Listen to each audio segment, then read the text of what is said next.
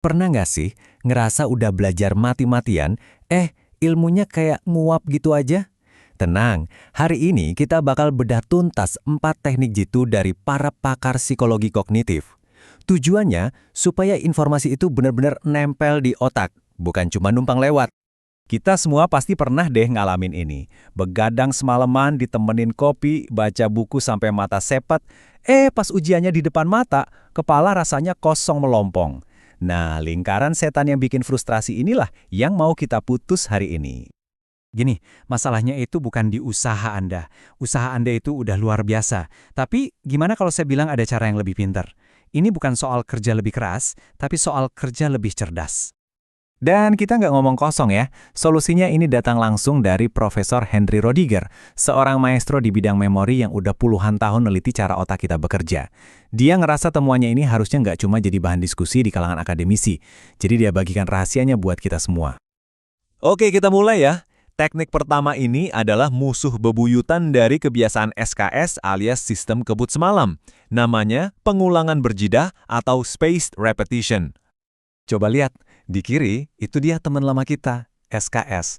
Kelihatannya sih kita jadi paham, tapi itu cuma ilusi sesaat. Besok paginya juga udah lupa lagi. Nah, yang di kanan ini cara baru kita. Ibaratnya kita lagi ngebangun otot ingatan yang kuat dan awet, bukan numpuk lemak memori jangka pendek. Cara pakainya simple banget. Misalnya nih, Anda ada ujian hari Jumat, dan biasanya Anda bakal belajar 3 jam nonstop di Kamis malam. Coba deh dipecah. Belajar sejam di hari Senin, sejam lagi di hari Rabu, terus sejam terakhir di hari Kamis. Total waktunya sama kan? Tapi hasilnya, wah jauh beda. Kenapa? Soalnya setiap jeda itu maksa otak kita buat narik lagi informasi yang udah mulai pudar. Nah, proses narik inilah yang bikin memori jadi makin kuat. Dan ini tuh udah terbukti secara ilmiah loh. Sebuah analisis super besar dari 254 penelitian yang beda-beda nunjukin hasil yang sama. Pengulangan berjeda itu konsisten bikin ingatan jadi lebih awet. Ini nggak cuma berlaku buat ujian, tapi juga pas Anda mau presentasi di depan klien penting. Anda jadi nggak cuma hafal, tapi beneran paham materinya. Siap buat teknik kedua? Yang satu ini mungkin bakal bikin Anda ngerasa, wah pantesan selama ini cara belajarku salah.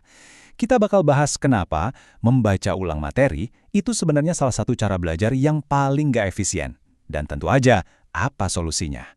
Nah, ini dia nih biang keladinya. Ilusi kompetensi. Rasanya tuh kayak gini, Anda baca satu paragraf buat kelima kalinya, terus otak Anda bilang, oh ini lagi, udah familiar banget. Tapi familiar itu bukan berarti paham. Otak kita itu cuma ngenalin polanya, bukan nyerap artinya. Mirip kayak kita hafal lirik lagu bahasa asing, tapi nggak ngerti artinya apa. Jadi, yuk kita tinggalin cara lama yang pasif, yang bikin kita cuma kayak ngeliatin informasi lewat aja. Sekarang saatnya kita pakai cara baru, jadi pemancing aktif yang sengaja narik ikan-ikan pengetahuan dari dalam memori kita sendiri. Caranya gini, habis selesai baca satu bab, langsung tutup bukunya. Jangan ngintip ya. Ambil kertas kosong, terus paksa diri Anda buat nulis semua hal yang Anda ingat. Awalnya emang bakal terasa susah banget, bahkan mungkin bikin frustrasi. Tapi justru perjuangan buat mengingat inilah yang lagi ngebangun jalan tol super cepat di otak Anda. Dan hasilnya? Coba lihat sendiri deh, grafik dari penelitian Profesor Rodiger ini. Kelompok yang cuma baca ulang dibandingin sama kelompok yang aktif mengingat kembali. Bedanya itu bukan 5 atau 10%, tapi 50% lebih baik. Ini benar-benar game changer kan? Teknik ketiga ini mungkin kedengarannya agak aneh dan berantakan. Makanya kita sebut aja gado-gado atau interleaving. Kenapa? Soalnya di dunia nyata, masalah itu nggak pernah datang satu-satu dengan rapi. Semuanya datang campur aduk. Nah, teknik ini ngelatih otak kita buat siap ngadepin kekacauan itu. Cara lama atau latihan blok itu ibarat pemain basket yang cuma latihan free throw aja selama sejam penuh.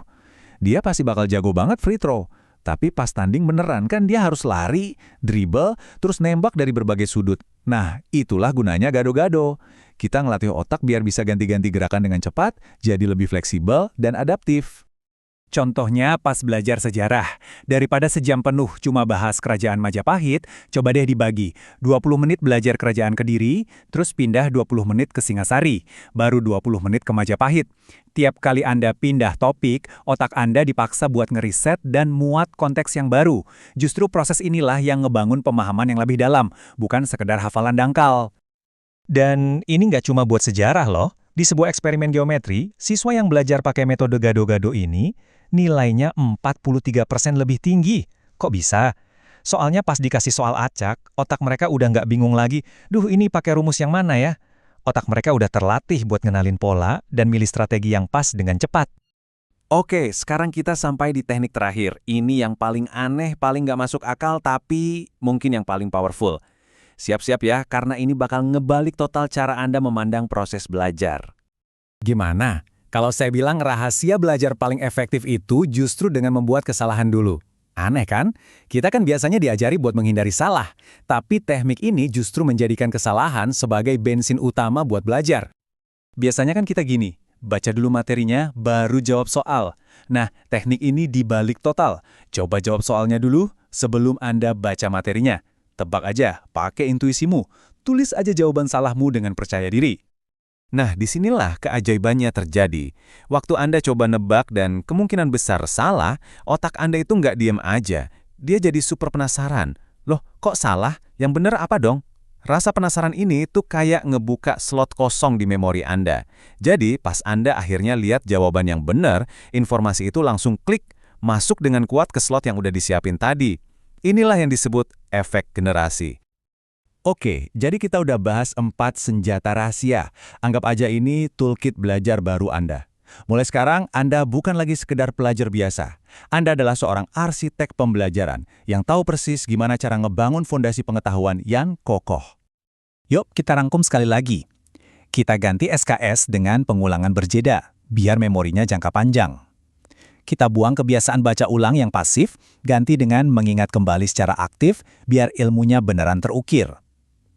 Kita ganti latihan per topik yang kaku dengan interleaving, biar otak kita lincah. Dan terakhir, kita balik prosesnya. Tes dulu, baru belajar pakai teknik generasi buat menajamkan otak. Ingat, kuncinya bukan belajar lebih lama, tapi jauh lebih cerdas. Dan jangan lupa, ini bukan cuma buat di sekolah atau kuliah aja. Mau belajar bahasa baru, pakai pengulangan berjeda buat kosakatanya. Mau jago coding, pakai interleaving buat berbagai fungsi yang beda-beda. Mau jadi negosiator yang andal, coba tebak dulu respon lawan bicara Anda. Teknik-teknik ini buat seumur hidup. Jadi, setelah tahu semua ini, pertanyaan terpentingnya adalah untuk Anda, dari 4 kebiasaan lama tadi, mana yang mau Anda pensiunkan duluan? Coba deh pilih satu aja buat dimulai minggu ini. Karena investasi terbaik yang bisa Anda lakukan itu bukan di saham atau properti, tapi pada cara kerja otak Anda sendiri.